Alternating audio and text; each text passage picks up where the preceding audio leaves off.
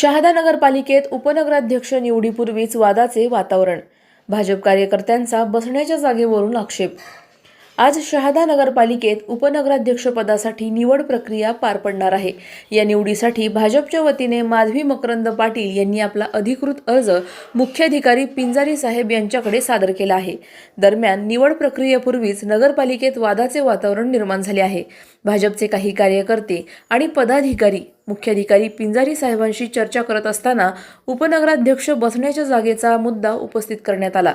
भाजप कार्यकर्त्यांनी सांगितले की उपनगराध्यक्षांसाठी जी रूम आधीच निश्चित करण्यात आली होती त्या खोलीला नगराध्यक्षांनी कुलूप लावून चावी स्वतःकडे घेतली आहे. त्यामुळे उपनगराध्यक्ष कुठे बसणार असा सवाल कार्यकर्त्यांनी उपस्थित केला. यावर मुख्याधिकारी पिंजारी साहेब यांनी नगराध्यक्षांनीच संबंधित खोलीला कुलूप लावून चावी घेतल्याची माहिती दिली. त्यामुळे प्रशासन आणि राजकीय वर्तुळात चर्चा सुरू झाली आहे.